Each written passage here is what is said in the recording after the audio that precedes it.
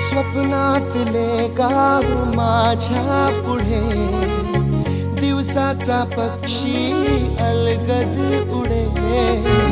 फांदीच्या अंगावरती चिमणी चिवचिवणारी झाडात लपले सगळे सोयरे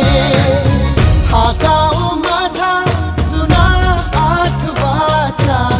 नादात हसऱ्या त्या वाहत्या नदीचा ढगात उरले पाऊस गाणे कसे साठवावे